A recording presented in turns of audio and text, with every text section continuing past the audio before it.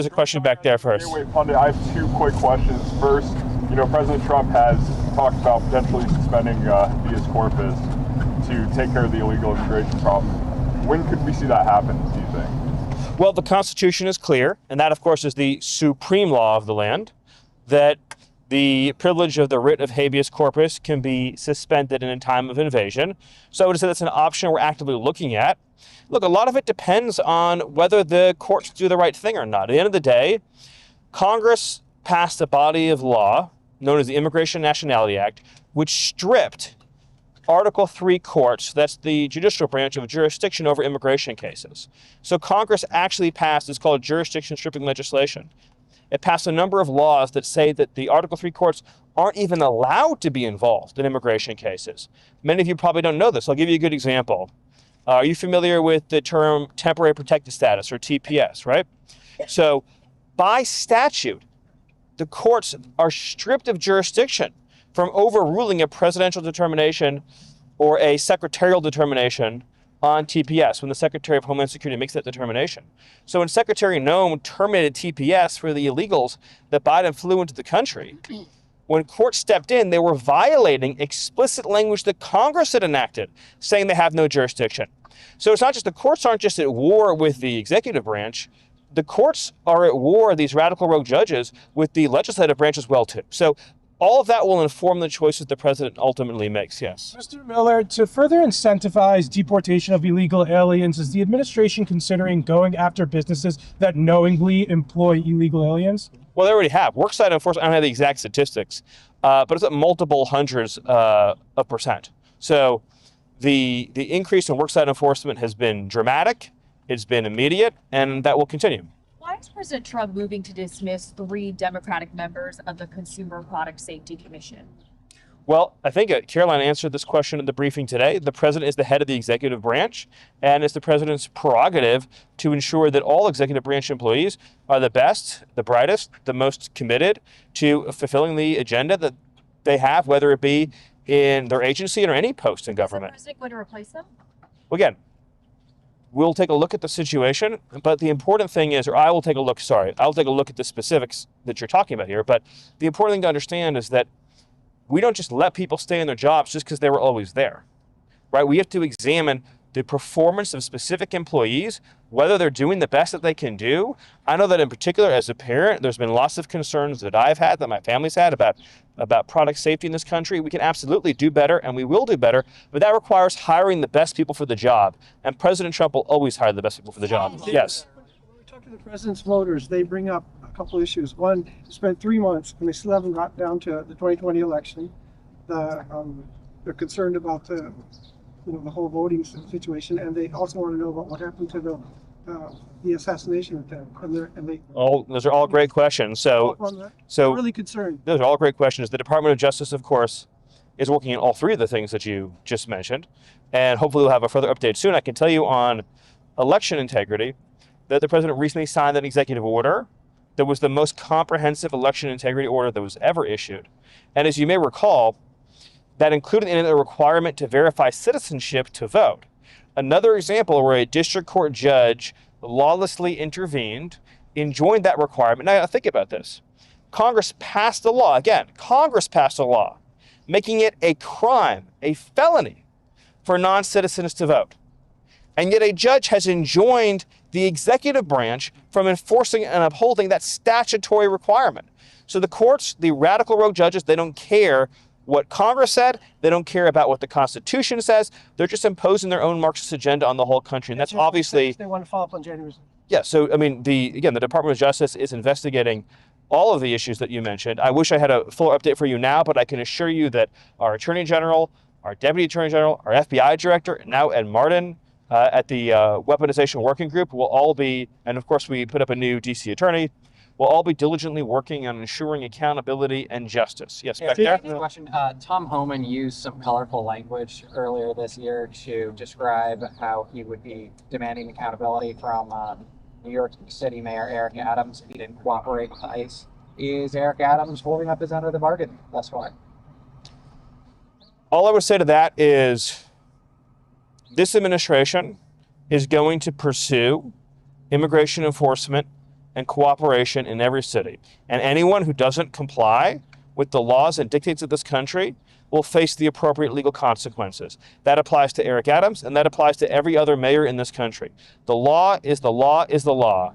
And if obstruction, if hindering, if harboring occurs, then the full range of potential penalties applies to any federal official, any state official or local official that's engaging in obstructionist behavior.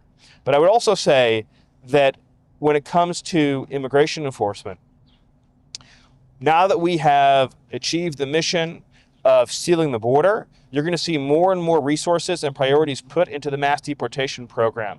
And so on a day-to-day basis, you're going to see exponentially larger numbers of illegal aliens being arrested and removed from the interior. Yes. Thank you. So can you share with us where the illegal immigrants that will be deported to Angola, Rwanda, those African nations are, which condition they are, and when are you guys planning to send them back to Africa? Well, we get illegal aliens, or we did get illegal aliens during the Biden administration from 150 countries. So ICE sends planes to every country in the world. We send planes to Iraq, we send planes to Yemen, we send planes to Haiti, we send planes to Angola. I mean, ICE is sending planes all over the world all the time. Anyone who came here illegally, we're finding them and we're getting them out. Any other questions? Yes, back there. Yes. So it looks like we're going to see a lot of port workers and truck drivers displaced by the tariffs in the coming weeks. Does the administration have any plan for relief for those workers, sort of like what you did the first term, relief for agricultural workers who had some impact? Well, what I would focus on is the fact that we're actually going to begin enacting, as you've seen, a series of historic trade deals. They're going to be opening up the export market for American producers, both manufacturers, growers, ranchers, as never before. And so what's going to begin happening now, because of the president's leadership on tariffs, is markets that have historically been closed. So obviously India, Japan, South Korea, the UK, are now going to be open to American exports and American production. I would also just note that if you look at the statistics, about 90,000 factories in the United States closed since NAFTA was signed, which is, I mean, almost unimaginable figure. The media never cared about those workers and their factories who were destroyed. And we can all visit the towns now, and we know, of course, the heartbreaking stories, the fentanyl addiction, the breakup of traditional families, the disintegration of whole communities. That was the catastrophe that occurred that President Trump is reversing by finally standing up for the American worker. Yes. With regards to the refugees that are being brought back from South Africa, That's a really exciting news story, isn't it? the rationale behind it when we're not taking back from other countries, why is the U.S. taking this from South Africa? Well, because what's happening in South Africa fits the textbook definition of why the refugee program was created. This is persecution based on a protected characteristic, in this case, race. So this is race-based persecution. The refugee program is not intended as a solution for global poverty, and historically it has been used that way. Wherever there's global poverty or wherever there's dysfunctional governments, then the U.S. refugee program comes in, swoops people up, relocates them to America, and you have multi-generational problems. You even into the second and third generation, you have endemic poverty, you have crime issues, you have integration issues. The U.S. refugee program in America has been a catastrophic failure. I mean, if you look, for example, at the Twin Cities area, I mean, just in terms of markers of educational outcomes, in terms of public safety, in terms of welfare use, I mean, it's been a complete public policy failure.